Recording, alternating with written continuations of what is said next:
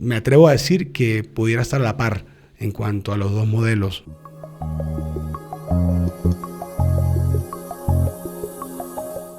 Hola, ¿qué tal? ¿Cómo están? Espero que todos bien. Bienvenidos a Frecuencia Samsara. Este es el canal de podcast de Videlma Rey y William Hernández. Hola Videl, ¿cómo estás? Bienvenida. Hola William. Hola a todos los que nos escuchan por Frecuencia Samsara. Sí, así es nuestro canal, ese es el nombre. Y bueno, Videlma, explícanos un poquitico a ver cómo fue la inspiración de ese nombre, después de estar buscando la identidad de este canal, de esta forma de comunicarnos, de esta forma de hacer un poco de conciencia y de llamar un poco a revisar el canal, a revisar nuestro manual de instrucciones originario. ¿A qué te llevó o de qué forma llegaste a este nombre para que más o menos la audiencia entienda de qué se trata Samsara? Ok. Bueno, la búsqueda, recuerda que la hicimos juntos Sí. y hubo varias opciones, pero realmente apareció Samsara de la nada. Recordando un poco que Samsara es un término budista que hace alusión o tiene que ver con la rueda de la vida, ¿no? Entendiendo por rueda de la vida aquellos movimientos en los que unas veces estamos en una situación de alegría y otras de tristeza. Uh-huh. O también podemos entender la rueda de la vida como aquellos múltiples movimientos que hacemos, inclusive desde el alma, aunque este es un tema un poco más especial y profundo, ¿no? Ajá. Pero también la rueda de la vida atendiendo a un mundo del alma, a un mundo espiritual. Como en ese ondular en el que nos estamos Correcto. siempre moviendo. Correcto. Bueno, hoy corresponde, venimos hablando de los roles o digamos de la palabra roles, entendiéndose de la mejor forma, de esa configuración originaria de hombre-mujer, más o menos de manera de génesis, que viene sentado para cada una de estas figuras y hablamos de ambas en los capítulos anteriores. Hoy nos corresponde un tema que tiene mucha tela por cortar, pues básicamente digamos que es la cuna del todo, que es el tema familia. ¿Okay? Correcto. Y decidimos en esta dinámica arrancar con un modelo de familia que decidimos llamar familia originaria, familia de origen o familia ideal, tomando en cuenta siempre que no es que sea la correcta o la incorrecta, sino es, digamos, cómo nos vendieron o cómo fue concebido el concepto familia desde el inicio, ¿no? Tomando en cuenta el inicio, digamos, miles de años atrás, donde la humanidad tiene un poco más de conciencia y de data, y cómo vino todo esto dándonos una forma y unos conceptos que hoy por hoy todavía se mantienen, digamos, bajo la regla sobre la conceptualización de lo correcto o de lo que debería ser, cuando sabemos que ya todo viene siendo resultado de un orden universal y de unas cosas que cada quien disfruta y fluye a su modo y con un para qué distinto de todo el mundo. Entonces hoy hablaremos un poco de lo que es eso, ¿no? Familia de origen o familia original. Ajá. Sí, realmente nuestro canal Frecuencia Samsara pues está muy enfocado a mostrarle a la humanidad esa amplitud de conciencia con la que nos debemos mover, ¿no? Y para tener esa amplitud y para conocernos a nosotros como seres humanos, pues tenemos que, digamos, ahondar o mirar todos estos temas, de dónde venimos, cómo fue eso de cuál fue esa primera familia, cómo es que podemos hablar de un concepto de familia o de algo ideal o de sentirme frustrado porque no lo logré. Y de eso se trata, ¿no? Mirar un poco el origen. Y pues el origen, recordando el derecho, Sí. ¿verdad? Existió hace miles de años, quizás siglos, existió aquello de la familia originaria, la familia primitiva, ¿no? Los romanos tomaron como primitivo aquello que se enseñó de un hombre y una mujer, que por el pecado aparece la sexualidad y de la sexualidad la vida. Y en esa familia originaria, pues el modelo era padre, madre, hijos. Y recordemos un poco el paters familia, que era aquel, actuemos como el buen paters familia, aquel que daba la enseñanza, la autoridad, el respeto, los principios, los valores, y una mujer que a su lado lo seguía en la crianza y en buscar un hogar que fuera apto para que allí los hijos crecieran y se hicieran ciudadanos. Sí, ese fue el concepto primario. Como que origina, claro, los romanos de pronto le dan un poco de forma a toda esta supremacía que ejercía ya el hombre para la época. Ahora, es un poco extraño porque del mismo derecho romano nace la emancipación.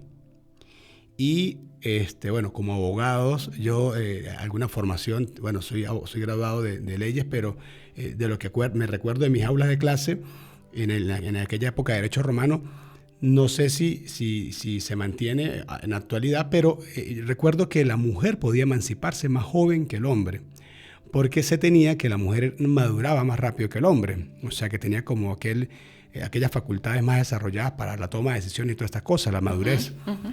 Ahora, siendo la mujer más apta en la parte de la madurez, pudiendo emanciparse más joven para poder salir del seno, digamos, la emancipación es la salida de una persona del seno familiar a temprana edad. Creo que para la época, a los 12, 14 años, ya una mujer podía emanciparse, salir de su hogar e irse a formar otra familia. La emancipación, me acuerdo. Ahora, entonces sí estaba como tomado un poco el tema por el tema de la fuerza, podría ser, ¿no? Porque si la mujer en aquel momento podía emanciparse más joven, porque entonces el hombre era el que formaba la cabeza del hogar, y creo que todo ha estado definido como el inicio de esa manera, ¿no? Con un poco de prevalencia sobre la figura masculina, pero más que todo como el poderío, y de ahí viene entonces también el tema del paterfamilias. Sí, claro, la emancipación de la mujer se decía porque también tenía un origen biológico, que la mujer era apta para concebir a partir de los 12 años de edad. Y el hombre, el puber, era a partir de los 14. Ahí comenzaba una razón. Pero indudablemente de que cuando hablamos del pater familia y del buen pater familia, era enfocado siempre en la supremacía de fuerza, de fuerza en el mundo exterior, y la mujer en el mundo interno. Y esa fuerza la ejercía el hombre a través de ser capaz de traer de la calle al hogar, a la casa. Y por lo tanto, él se hacía el que tenía que buscar el sustento, cubrir las necesidades básicas de la época, y la mujer era la que apoyaba ese trabajo del hombre. Y al mismo tiempo librar batallas físicas por la vida prácticamente, por territorios o por riquezas. Sí, de ahí viene la territorialidad también, ¿no? Que se buscaba el marcar el territorio y sí, las riquezas, el cambio de... Ahora bien, en esa época se concibe la familia originaria, la familia modelo, la familia que hoy es tan criticada porque obviamente son conceptos para algunas personas ya de la época un poquito old fashion o salidos digamos, de contexto, que era papá, mamá e hijo. Y nos vendieron ese concepto desde esa época, ¿no? Casi que una Santísima Trinidad, una cosa así, ¿no? O sea, es como una figura, como un triángulo perfecto allí. Sí, claro, pero el triángulo perfecto se mantiene en lo que debiéramos decir el corazón del ser humano, ¿no? Que está esa tríada, ese triángulo, padre, madre e hijo, que soy yo. Pero pues la familia como tal que se creó en aquel tiempo se mantuvo durante muchos siglos. Si se quiere, si miramos el siglo pasado, todavía hay vestigios, ¿no? A mediados del siglo pasado quizás comenzó a variar un poquito la cosa, pero en las últimas décadas el cambio ha sido rápido y radical, exponencial, pues. Sí. De esa familia en la que por naturaleza humana, ¿no? Se creó esa primera familia en la que el hombre, por ser más fuerte, era el encargado de ir, cazar, recolectar, traer al hogar, y la mujer, por ser, entre comillas, más débil, pues estar en la casa, en los oficios de la casa y la crianza de los hijos. Cuidando de la cría. Sin embargo, también hay que entender que la mujer, la fortaleza del hombre es hacia afuera. mientras que la fortaleza de la mujer es en su interno. Es una gran diferencia que hay. Por eso es que cuando vemos una mujer enferma lo sabe asumir de una manera, y cuando vemos un hombre enfermo no tiene la fortaleza para en ese momento librar esa batalla, porque sus batallas libradas siempre están en el afuera. Sí, no hay como un aprendizaje, no hay algo previo que te dé algo como para comportarte de un modo u otro en ese momento, ¿no? Sí. Después de esa familia vino recordando aquí la familia extensa, que era aquel buen paters familia que por su capacidad de producir bienes y marcar territorios, entonces se hacía cargo del sobrino, del hermano, del tío, del abuelo, de la abuela, y era como que era una familia gigantesca. Sí, porque, a ver, si bien es cierto de que el amor es importante, el amor en la crianza, al parecer, o si miramos todo el score del tiempo, la economía ha tenido siempre que ver. Nos ha pasado, a mí me pasó de niño, yo me venía para donde los tíos que mejor estaban económicamente en mi época, y me pasaba una semana, 2 semanas con ellos siempre. Y hubo parte de mi familia en que ni siquiera una semana, fue que se criaron completamente con el abuelo o con el tío que tenía como criarlos también. Entonces, eran esos pater familias que, digamos, desbordaban tanto que le daba como para su familia y también como para otros, ¿no? Y entonces daban educación. En mi familia también mi papá crió sobrinas, les dio educación, les pagó la universidad. Mi casa era un gentío también. O sea, de gente que si vivían en Guanare y no había universidad allá, entonces la casa de nosotros era como la residencia para esas... Sí, eso ya culminó, sí. Eso ya caducó, ese tipo de familias ya se hizo mutación a otras, ¿no? Ajá. A otros tipos de familia. Luego de esa quedó la familia netamente consagrada por papá, mamá y los hijos que tuvimos. Ajá. Y esa también se estableció en un tiempo, y ahí pues igual crear valores, principios, que excelente, que el padre o madre, alguno de los dos, ejercía un poquito más de fuerza, pero siempre a la cabeza de los dos. Y esta familia pues el problema de esta familia fue que también para mantenerse pagaron precios muy altos.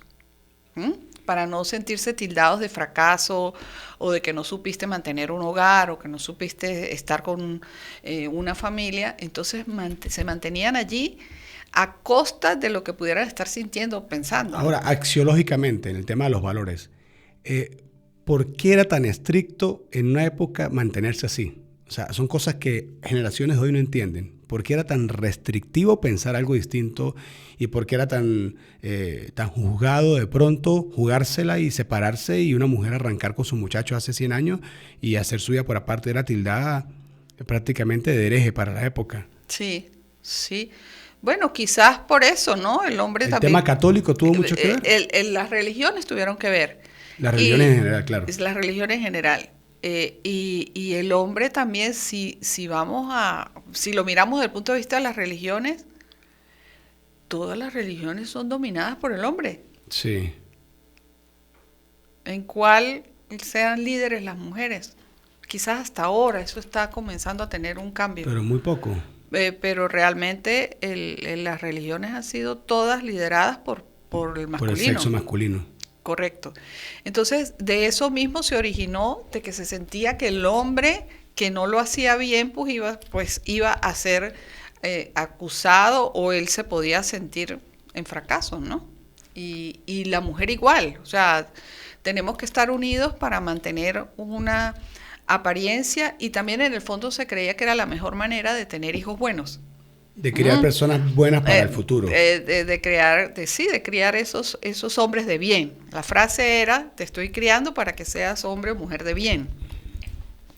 Y ahí se mantuvo por mucho tiempo hasta que ya nuevas generaciones empezaron a decir, no, ya va, yo no quiero seguir contigo solamente por mis hijos, o yo no quiero seguir viviendo contigo porque no me parece que tal cosa, porque no me está...